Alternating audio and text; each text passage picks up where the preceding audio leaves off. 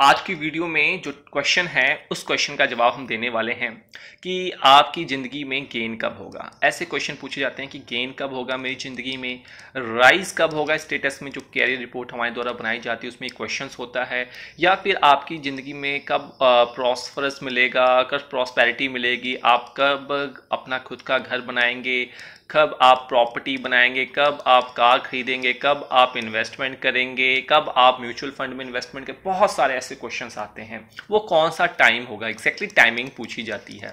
तो देखिए, सारी एस्ट्रोलॉजी टाइमिंग के ऊपर बेस्ड है। टाइमिंग कई बार हमसे भी गलतियां हो जाती हैं पढ़ते वक्त, लेकिन टाइमिंग और कोशिश की जाती है कि उसमें सूक्ष्म रखा जाए, बहुत ही बारीकी के साथ। इसीलिए कहा जाता है कि आप क्वेश्चन स्पेसिफिक पूछे, एक साथ भिंडी बजा मत क्रिएट कीजिए, क्योंकि उसमें एक्यूरेसी हर चीज के हिसाब से आनी प्रॉब्लमेटिक होते हैं। इसीलिए जो डॉक्टर्स होते हैं वो स्पेशलाइजेशन होते हैं, एस्ट्रोलॉजर्स होते हैं वो स्पेशलिस्ट होते हैं पर्टिकुलर फील्ड के लिए।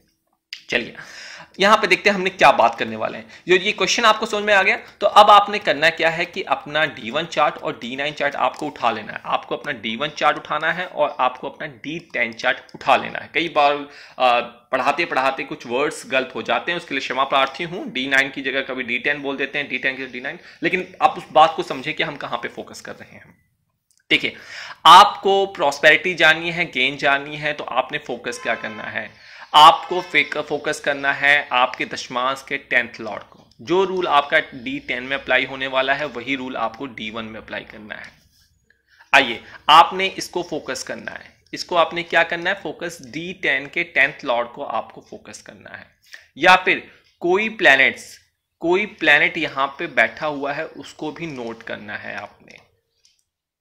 अगली चीज, क्या कोई प्लैनेट बाहर से यहां पे देख रहा है, कहीं से दिव्य दृष्टि तो नहीं पड़ रही यहां से, या फिर यहां से किसी भी घर से क्या कोई दृष्टि तो नहीं पड़ रही, यहां पे एक्सपेक्ट तो नहीं पड़ रहा किसी भी घर की, आपको वो भी नोट कर लेना है। तो आपने क्या किया, आपने 10th हाउस को लॉर्ड नोट कर लिया। आपने देखा क्या कोई प्लैनेट्स वहां पे बैठे हुए हैं, और आपने देखा क्या कहीं बाहर से कोई एक्सपेक्ट्स पड़ रहा है, कोई बाहर से उनको देख रहा है। किसको, 10th हाउस को देख रहा है कि नहीं देख रहा। एक चीज तो आपने ये नोट कर ली, पूरी की पूरी 10th हाउस। और सेम चीज, जो चीज आपने अपने इस 10th हाउस के लिए नोट की वही आपको अपने लग्न के लिए नोट करनी है। अपने D10 के लग्न के लिए भी नोट करनी है कि लग्न कौन है, क्या कोई प्लैनेट वहां बैठे हुए हैं, क्या कहीं से कोई दृष्टि तो नहीं देख रहा, कोई लग्न को देख तो नहीं रहा। आपने ये सारी चीज नोट कर लेनी है।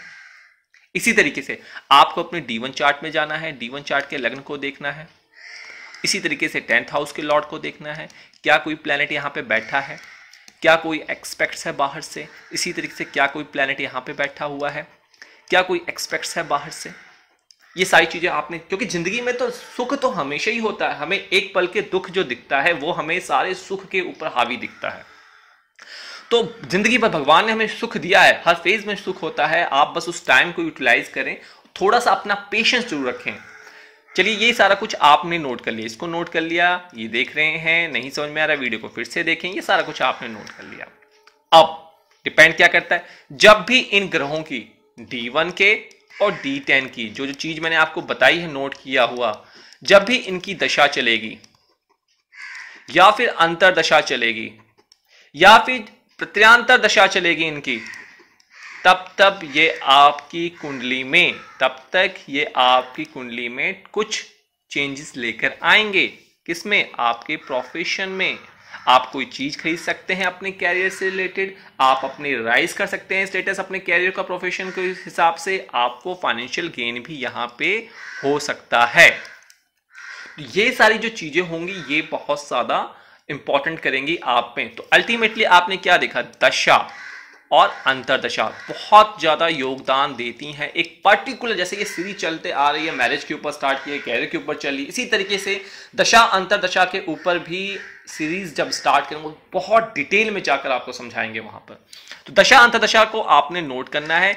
जब भी आपके D1 के जो भी प्लैनेट्स लग्न से जुड़े हुए हैं, 10th हाउस से जुड़े हुए हैं या देख रहे हैं, या उनका लग्न लॉर्ड या फिर अंतरदशा, इसमें आपको प्रोफेशन में सक्सेस मिलेगी, बेटरमेंट ओवरऑल कुछ ना कुछ हल्के फॉर्म में आपको बेटरमेंट मिलेगा। इसी तरीके से D10 चार्ट में आपको आपके लग्न में, और डी 10th हाउस के लॉर्ड के साथ जो जो घर बैठे हुए हैं, जो जो उनको देख रहे हैं बाहर से, ये सब कुछ आपको पता है किसकी कितनी कितनी दृष्टियां होती है, वो सब सब अपना फल, अपना रिजल्ट उस टाइम में देंगे। और जैसे ही दशा अंतदशा, देखिए दशा स्टार्ट होते या अंतदशा स्टार्ट होते ही फल आपको नहीं मिल जाएगा कि जी मेरा कल दशा स्टार्ट होगी तो मेरी कल प्रमोशन हो जाना चाहिए, ऐसा बिल्कुल नहीं है। दशा अंतदशा स्टार्ट होने में लगभग 7.5 महीने 4.5 महीने लगते ही लगते हैं कुछ पॉजिटिव रिजल्ट, तो थोड़ा सा पेशेंस आपको यहां पे रखें। तो आज आपने सिंपल सिंपल बहुत सिंपल तरीके से ये बताया, D1 देख लीजिए, D10 देख लीजिए।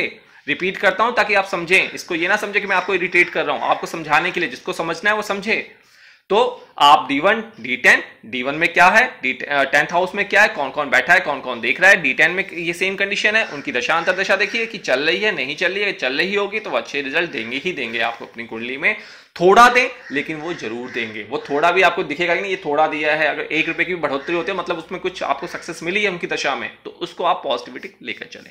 आज के लिए बस इतना ही, सारा कुछ आपके चार्ट पे लिखा हुआ है, इसी चीज को फॉलो करें। जो भी सब्सक्राइब करना है बेल को आइकॉन को प्रेस कर दें, और हमारे इंस्टाग्राम ऐप से हमसे जुड़ जाएं, और ज्योतिष घर एंड्रॉइड ऐप को डाउनलोड कर लें, वहां से किसी कंसल्टेंसी के लिए। आज के लिए बस इतना ही, धन्यवाद।